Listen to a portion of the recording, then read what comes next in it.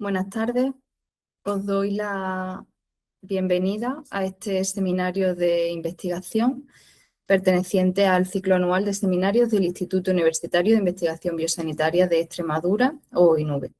En primer lugar me presento, soy Isabel Gálvez, coordinadora del ciclo, y antes de empezar recordamos, como siempre, a los asistentes que deben mantener cámara y micrófono apagados, que para confirmar la asistencia deben registrarse a través del QR que se muestra en pantalla o a través del enlace que está en el mensaje fijado en el chat, y que las preguntas se realizan exclusivamente a través del chat, y al final de la presentación el moderador trasladará los comentarios o las preguntas al ponente. Comenzamos recordando también que estos seminarios tienen como objetivo la difusión del conocimiento que generamos los investigadores e investigadoras, para que nuestro trabajo sea más visible tanto dentro como fuera de la institución, y poder acercar así nuestros avances al resto de investigadores, profesionales sanitarios, estudiantes y público en general. También en este espacio queremos compartir novedades, temas transversales y aspectos de utilidad para la práctica diaria, como es el caso de la ponencia de hoy. Quiero agradecer a todos los presentes por vuestro interés y agradecer especialmente al ponente, al doctor Fernando Hidalgo, que hoy comparte con nosotros su trabajo y nos abre las puertas a conocer mejor la evaluación ética de proyectos, que es un tema que sin duda nos atañe a todos los investigadores y nos resultará de muchísima utilidad. Dicho esto, doy paso al doctor Humberto Fariñas Seijas, que se va a encargar de moderar la sesión. Como comentaba Isabel, hoy continuamos con el ciclo de seminario del INUBE.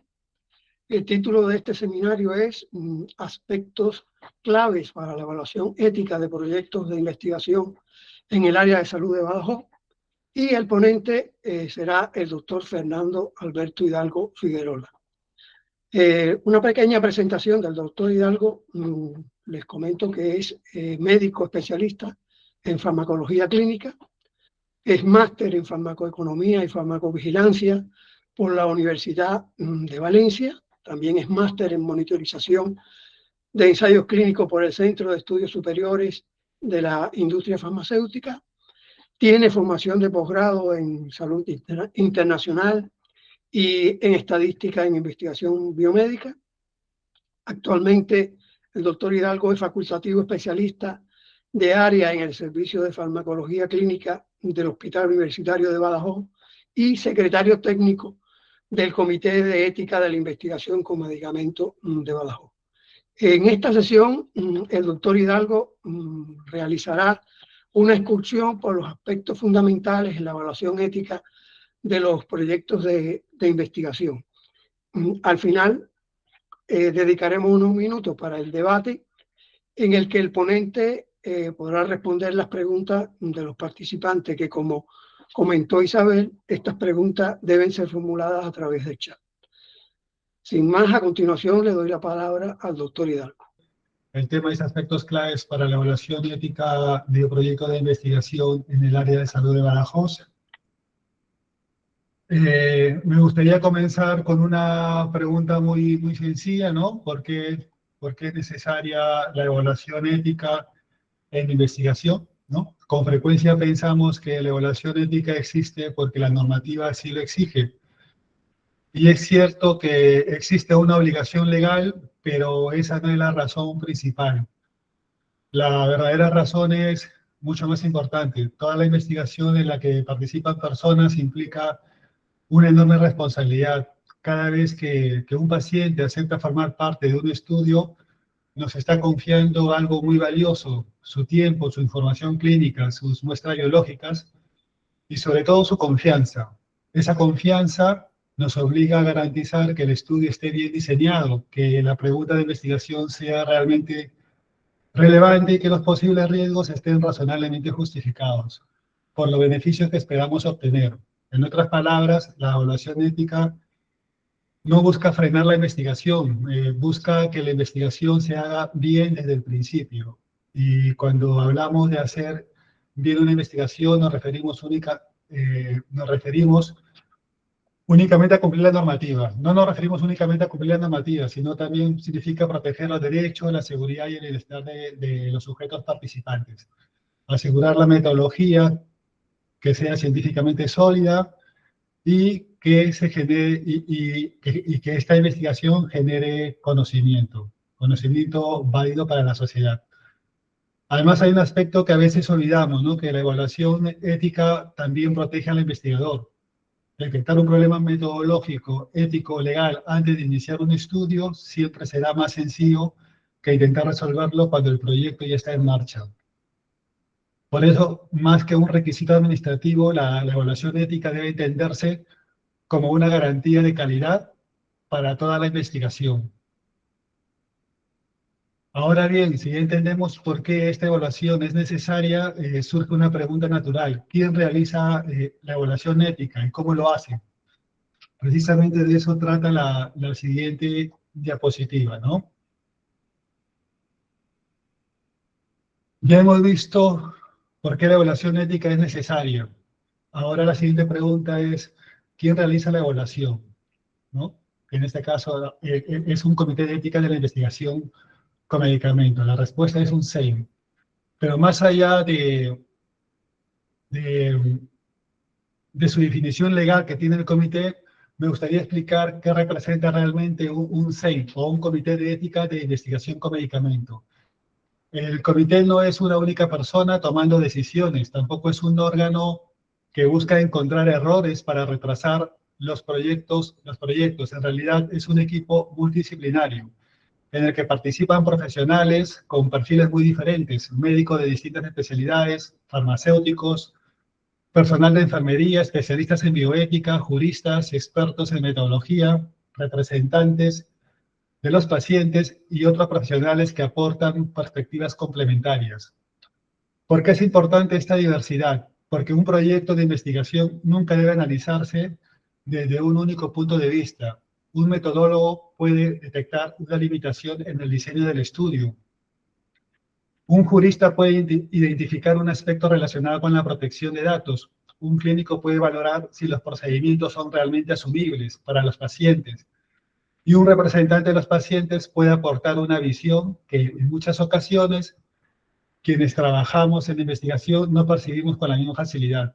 Esa combinación de miradas es precisamente una de las mayores fortalezas que tiene el comité. Además, el SEIM no se limita a comprobar si un estudio cumple la normativa. Analiza si la metodología responde realmente a la pregunta de investigación, si valora la relación entre los beneficios esperados y los posibles riesgos. Revisa cuidadosamente la información que recibirán los participantes y verifica que el consentimiento informado permita una decisión verdaderamente libre e informada. Y una vez que el estudio recibe una evaluación favorable, el trabajo del comité no termina ahí. El SEIM continúa realizando el seguimiento del estudio durante su desarrollo, porque la protección de los participantes debe mantenerse desde el inicio hasta la finalización de la investigación. ¿No? En definitiva, el comité no existe para dificultar la investigación, existe para ayudar a que la investigación sea científicamente sólida, éticamente aceptable y segura para quienes participan en ella. Ahora que ya sabemos quién realiza la evaluación, la siguiente pregunta es muy práctica. ¿Qué tipo de estudios tienen que pasar por el comité o qué tipo de estudios evalúa el comité, ¿no? Entonces, con frecuencia existe la idea de que únicamente los ensayos clínicos necesitan una evaluación ética. Sin embargo, esa es solo una parte de la realidad. En la práctica, el ámbito de actuación del comité es mucho más amplio. Evaluamos los ensayos clínicos con medicamentos, pero también las investigaciones clínicas con producto sanitario, los estudios observacionales con medicamentos y los proyectos de investigación biomédica que se rigen por la Ley 14 de 2007. Aunque cada uno de estos estudios tiene su propia normativa, como pueden ver en la diapositiva, ¿no? Los ensayos clínicos que se rigen por el Real Decreto 1090-2015, la investigación clínica con producto sanitario, Real Decreto 192-2023 y los estudios observacionales por Real Decreto 957-2020, También cada uno de estos tipos de estudios tiene sus procedimientos específicos. Pero todos ellos comparten pues, un mismo principio, ¿no? Que en todos ellos participan personas, o se utiliza información o material procedente de personas. Y precisamente por eso requieren una evaluación ética previa. De hecho, existe una regla muy sencilla que puede servir como orientación. Siempre que un proyecto implique personas o datos relacionados con la salud o muestras biológicas humanas, lo más probable es que deba ser evaluado por un comité antes de iniciarse. Esa es una idea muy útil para los investigadores, porque evita pensar primero en la normativa y les ayuda a centrarse en lo que verdaderamente es importante, la protección de las personas que participan en la investigación. Desde el comité, cuando recibimos un proyecto, lo primero que hacemos no es preguntarnos qué ley le aplica al estudio. Lo primero que necesitamos identificar es qué tipo de estudio tenemos delante. A partir de ahí, determinamos cuál es el marco normativo aplicable y cuáles son los criterios específicos con los que debemos evaluarlo. La normativa cambia según el tipo de estudio. Lo que nunca cambia es nuestro compromiso con la protección de los derechos, la seguridad del bienestar, el bienestar y la confidencialidad de las personas que participan en la investigación. Y una vez que sabemos que un estudio necesita ser evaluado, la cuestión es igualmente importante. ¿Qué documentación debe presentar el investigador para que podamos realizar esa evaluación? Entonces, ¿qué documento debe presentarse? ¿Qué documento necesita el SEIN para poder emitir un dictamen? A veces los investigadores ven esta documentación como una lista de requisitos administrativos. Sin embargo, me gustaría que la viéramos desde otra perspectiva. Cada documento responde a una pregunta concreta que el comité necesita resolver antes de su autorización, antes de autorizar un estudio. Por ejemplo, ¿no? El protocolo responde a la pregunta más importante: ¿qué se va a hacer y por qué?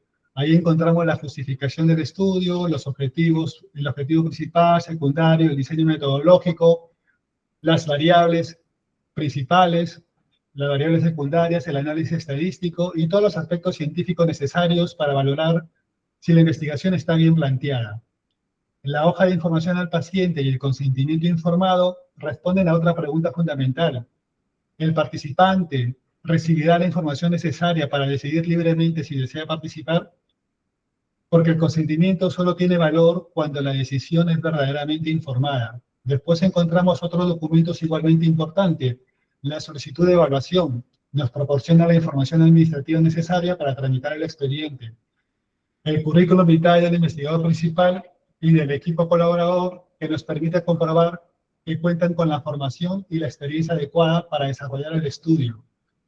El compromiso del investigador principal refleja la aceptación de las responsabilidades que asume durante la investigación, y la autorización del jefe de servicio confirma que el estudio puede desarrollarse en ese entorno asistencial, con el conocimiento y el respaldo del servicio correspondiente, y que dispone de la infraestructura y de los recursos humanos necesarios.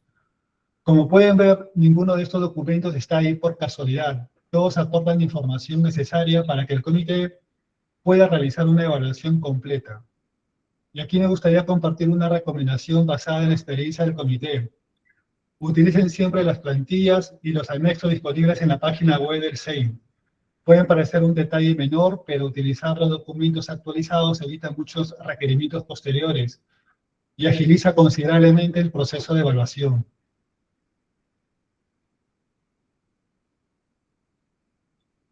Hasta ahora hemos visto qué estudios deben evaluarse y qué documentación necesitamos para hacerlo. Pero una vez que toda esa documentación llega al comité, comienza la parte más importante del proceso, la evaluación propiamente dicha. Y aquí me gustaría compartir con ustedes algo que quizá no siempre resulta visible desde fuera. Cuando un proyecto llega a una reunión del SEIN, del comité, los miembros del comité no revisamos el protocolo buscando errores. Lo que hacemos es intentar responder de manera ordenada y fundamentada una serie de preguntas esenciales. La primera es: ¿la investigación responde realmente a una pregunta relevante? Porque si la pregunta de investigación carece de interés científico o clínico, resulta muy difícil justificar que pidamos a personas que participen en ese estudio. La segunda pregunta es, ¿el diseño metodológico permite responder adecuadamente a esa pregunta? Porque una buena idea con una metodología inadecuada probablemente nunca producirá evidencia útil. La tercera pregunta tiene un componente claramente ético. ¿Los riesgos y las molestias para los participantes están razonablemente justificados por los beneficios esperados? Si la respuesta fuera negativa, ¿cómo podríamos justificar la realización del estudio? La cuarta pregunta se centra directamente en las personas. ¿Están adecuadamente protegidos sus derechos, su seguridad, su bienestar y la confidencialidad de su información? Esa protección constituye una obligación permanente del comité, con independencia del tipo de estudio que estemos evaluando. Finalmente, llegamos a una pregunta que muchas veces determina la calidad del proceso de consentimiento informado. La información que va a recibir el participante es clara, suficiente y comprensible para que pueda tomar una decisión libre e informada. Como pueden observar, estas 5 preguntas resumen en gran medida la forma en que el comité analiza cualquier proyecto de investigación. Si conseguimos responderla de forma satisfactoria, estaremos mucho más cerca de emitir un dictamen favorable. Y precisamente porque revisamos estas cuestiones de manera sistemática, con el tiempo hemos identificado una serie de errores que se repiten con bastante frecuencia en los protocolos. Esos son los que veremos en la siguiente diapositiva.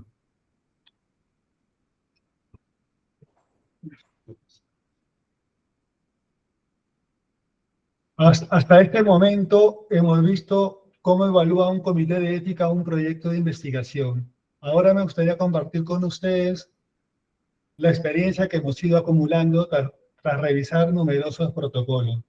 El objetivo no es señalar errores, el objetivo es que ustedes puedan evitarlos antes de presentar su proyecto. Y eso beneficia tanto al investigador como al propio comité, porque facilita una evaluación más ágil y reduce la necesidad de solicitar aclaraciones o modificaciones posteriores. Uno de los problemas que encontramos con mayor frecuencia es que el protocolo no tiene una versión o una fecha claramente identificada. Puede parecer un detalle menor, pero si durante la evaluación existen varias versiones circulando, resulta imposible saber cuál es el documento vigente. Otro aspecto muy habitual es encontrar un objetivo principal poco definido. Y aquí me gusta hacerme siempre una pregunta. Si el objetivo principal no está claramente formulado, ¿cómo vamos a saber exactamente qué pretende demostrar el estudio? A partir del objetivo aparece otro problema frecuente. La variable principal no está definida o no guarda relación con ese objetivo. Y eso es importante porque la variable principal es precisamente la que permitirá responder la pregunta de investigación. También observamos con bastante frecuencia tamaños muestrales que no están adecuadamente justificados. No se trata de incluir un número de participantes porque parezca razonable. Lo importante es explicar por qué ese número permite responder con suficiente validez a la pregunta planteada. Otro punto que suele generar observaciones es una descripción insuficiente de la población de estudio y de los criterios de inclusión y exclusión. Si no sabemos exactamente quién puede participar, ¿cómo podremos interpretar correctamente los resultados del estudio? Del mismo modo, el procedimiento de recogida de datos debe describirse con claridad. No basta con indicar qué datos se recogerán. También es necesario explicar cómo, cuándo y quién los recogerá. Algo parecido ocurre con la pseudonimización. En muchas ocasiones se menciona que los datos estarán pseudonimizados, pero no se explica cómo se realizará ese proceso. Y por último, encontramos protocolos en los que los aspectos éticos apenas ocupan unas pocas líneas. Sin embargo, cuando hablamos de investigación con personas, esos aspectos forman parte del núcleo del proyecto y deben estar adecuadamente desarrollados. Como pueden ver, la mayoría de estas observaciones no obedecen a problemas complejos. En realidad suelen resolverse con una mejor planificación y una revisión cuidadosa del protocolo antes de enviarlo al comité. Y curiosamente, muchos de estos mismos problemas vuelven a aparecer en otro documento fundamental para la evaluación, la hoja de información al paciente, y el consentimiento informado.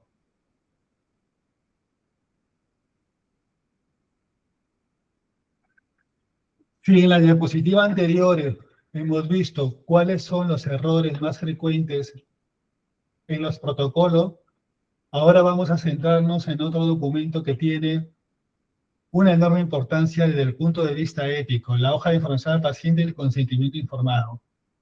Y me gustaría comenzar con una idea muy sencilla. El objetivo de estos documentos no es proteger al investigador ni proteger al comité. Su verdadero objetivo es proteger el derecho de la persona a decidir libremente si desea participar o no en una investigación. Por eso, cuando el comité revisa estos documentos, no se pregunta únicamente si contienen toda la información exigida por la normativa. También se hace una pregunta mucho más importante. Si yo fuera el paciente que va a participar en este estudio, ¿comprendería realmente lo que me está explicando? A partir de esa idea aparecen algunos de los errores que observamos con mayor frecuencia. En ocasiones la hoja de información del paciente no tiene versión o fecha, lo que dificulta saber cuál es la versión vigente. En otras el lenguaje es excesivamente técnico. Y aquí siempre me hago la misma pregunta. Si el participante no entiende lo que está leyendo, ¿cómo puede tomar una decisión verdaderamente libre e informada? También encontramos hojas de información en las que el objetivo del estudio no queda claramente explicado, o documentos que ofrecen una información insuficiente sobre el tratamiento de los datos personales, o que no incluye un medio de contacto para que el participante pueda resolver sus dudas. Otro aspecto importante es la coherencia entre el protocolo y la hoja de información del paciente. Lo que se explica al participante debe coincidir con lo que aparece descrito en el protocolo. Porque el comité no evalúa documentos aislados, evalúa un proyecto de investigación en su conjunto, o sea, un proyecto de investigación contado en diferentes documentos. Finalmente encontramos solicitudes de exención del consentimiento informado que no están suficientemente justificadas. Y tratándose de una excepción al principio general del consentimiento, esa justificación debe estar claramente fundamentada.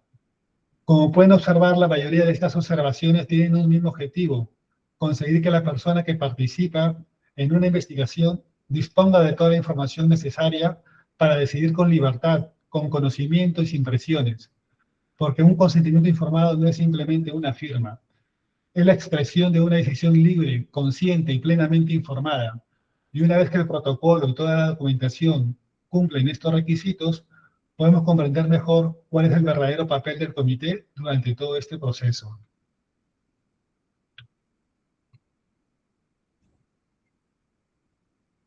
A lo largo de esta sesión hemos hablado de normativa, de documentación, de criterios de evaluación y de los errores que encontramos con mayor frecuencia. Pero me gustaría terminar esta parte con una reflexión.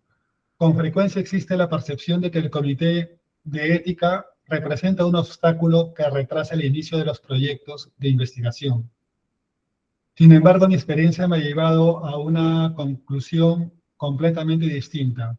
El SEI no debe entenderse como un órgano que dificulta la investigación, sino como un aliado que contribuye a mejorarla. Cada observación que realiza el comité tiene un propósito: fortalecer el proyecto antes de que comience.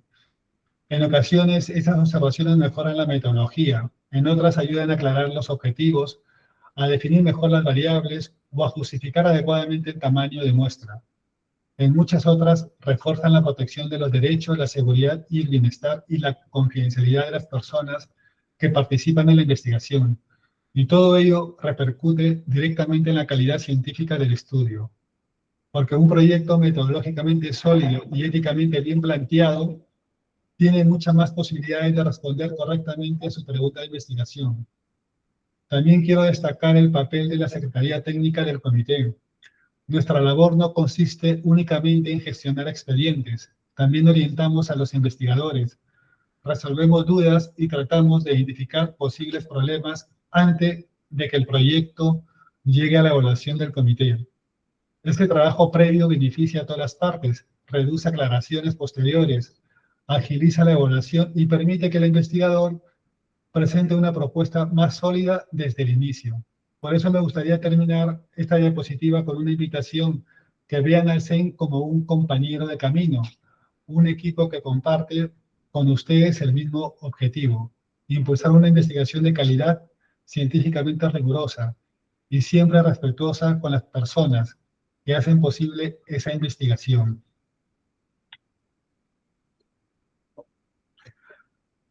Antes de finalizar, me gustaría resumir toda la sesión en 5 ideas muy sencillas. Si dentro de unos meses no recuerdan todos los detalles de esta presentación, me gustaría que al menos recordaran estas 5 ideas. La primera es que la evaluación ética no constituye un trámite administrativo. Es un proceso que busca garantizar que la investigación sea científicamente válida y que respete los derechos, la seguridad, el bienestar y la confidencialidad de las personas que participan en ella. La segunda es que el comité no evalúa documentos de forma independiente. Evalúa una única investigación contada a través de distintos documentos, que deben ser coherentes entre sí. La tercera es que la mayoría de las observaciones que realiza el comité no pretenden dificultar el proyecto. Su finalidad es fortalecer la calidad científica, metodológica y ética de la investigación, antes de que ésta comience. La cuarta es que una buena preparación inicial agiliza todo el proceso de evaluación. Un protocolo claro, una documentación completa y una adecuada planificación reducen aclaraciones posteriores y benefician tanto al investigador como al propio comité. Y por último, me gustaría que recordaran una idea que para mí resume el espíritu de esta sesión, que el CEN no trabaja frente al investigador, trabaja junto al investigador, compartiendo un mismo objetivo: impulsar una investigación de calidad, siempre respetando la dignidad, los derechos y la seguridad de las personas que hacen posible esa investigación. Si al preparar su próximo proyecto recuerdan estas 5 ideas, estoy convencido de que el proceso de evaluación será más sencillo y sobre todo que su investigación será más sólida desde el principio. Taxamiki, gracias. En tu exposición hay varios principios éticos que indican que se garantice que el paciente o participante de un estudio clínico tenga la posibilidad de decidir libre y conscientemente su participación en el estudio. Y para ello se le explican las características del mismo y se le solicita su consentimiento. Ahora bien, y aquí está la pregunta, la primera de las preguntas: ¿en cuáles circunstancias puede un investigador solicitar al comité de ética la excepción del consentimiento informado en un estudio? Generalmente en los estudios no intervencionistas, observacionales y retrospectivos, ¿no? Lo que quiere decir que, por ejemplo, en un ensayo clínico, pues es poco probable, casi imposible que se solicite una exención del consentimiento informado. O en una investigación clínica con producto sanitario o en un estudio observacional con medicamento prospectivo. Entonces, y los motivos frecuentes es la imposibilidad de localizar a los sujetos participantes. Esto puede ser porque se incluyen pacientes de muchos años, ¿no? O porque durante esos años se ha perdido el seguimiento de estos pacientes, o porque pueden haber ausencia de algunos datos de contactos de los pacientes, ¿no? Otro de los motivos es un esfuerzo desproporcionado para recabar el consentimiento, cuando se realiza estudio con muestras muy grandes y retrospectivo siempre, ¿no? O también puede ser transversal. Un uso exclusivo de datos previamente existentes, por ejemplo, historias clínicas que estén ya anonimizadas, registros asistenciales, una base de datos sanitaria anonimizada, también es un motivo de exención del consentimiento informado, ¿no? Y que el riesgo sea mínimo o inexistente para los participantes, que no existen, por ejemplo, procedimientos adicionales, que no se modifica la práctica clínica habitual, que no va a haber intervención sobre el sujeto, que no se va a volver a entrevistar al paciente.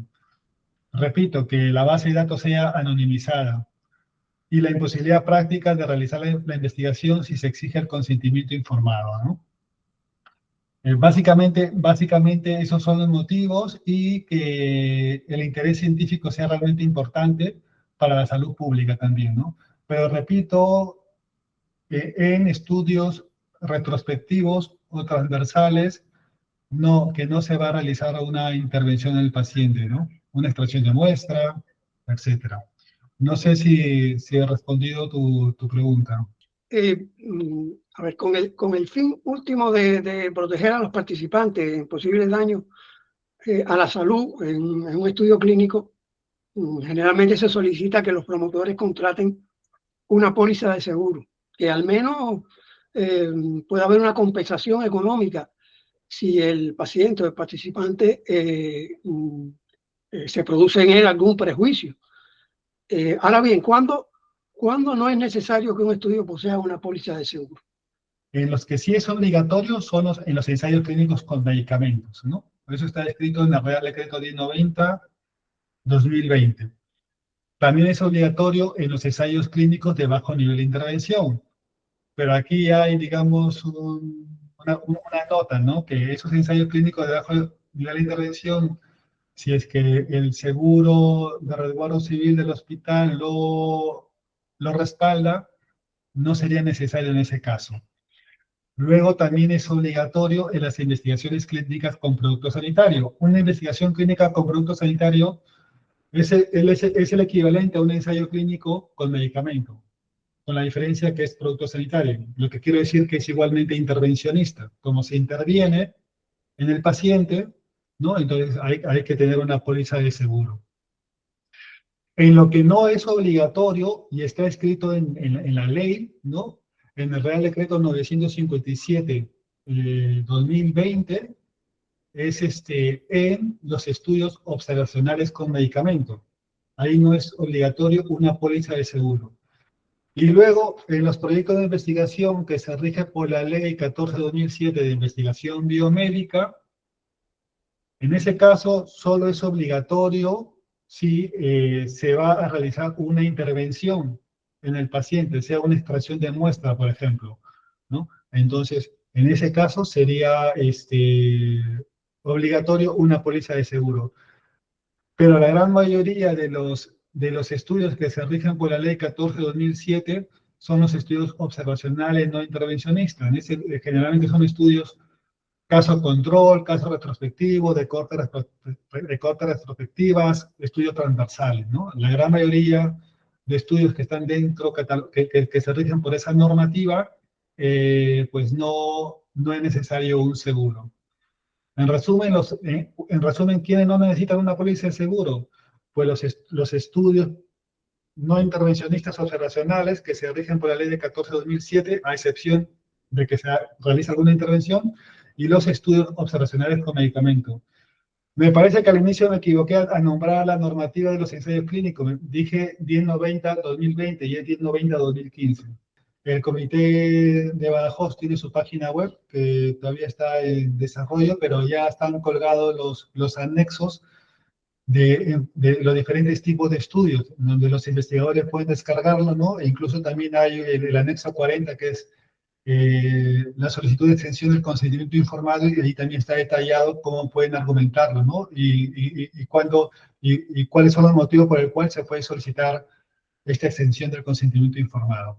En este caso, más que como director del instituto, intervengo como presidente del comité de ética, porque genera cierta controversia su funcionamiento, para decirle a todo el mundo que tiene la página web donde puede consultar toda la normativa, y especialmente los estudiantes de TFG, TFM, etcétera, etcétera, que independientemente del objetivo de la investigación, sea la que sea, eso no cambia la necesidad de solicitar autorización del comité de ética.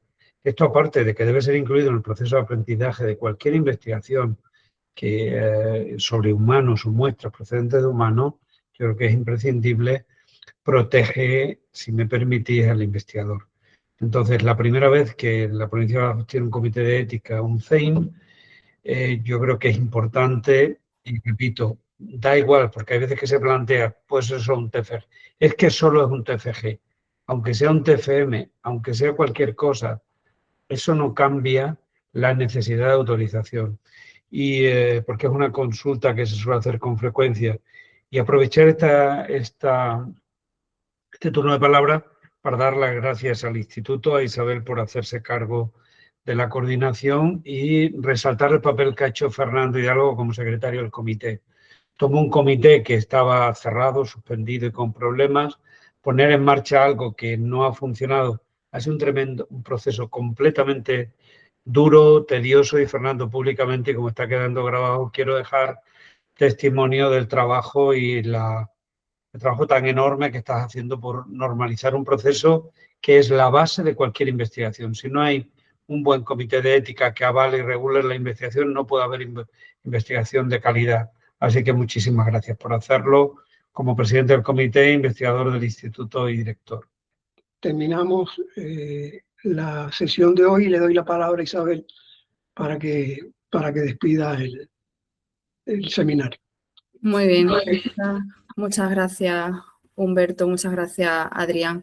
Llegamos al final de la sesión así y de nuevo pues os agradecemos a todos vuestro interés y vuestra atención y por supuesto agradecemos especialmente al doctor Fernando Hidalgo por compartir de manera tan clara este tema tan relevante y que tantas dudas nos suele generar a los investigadores. Estoy segura de que nos va a ser de gran ayuda a todos. Y nada más, os esperamos a todos en los próximos seminarios. Un saludo.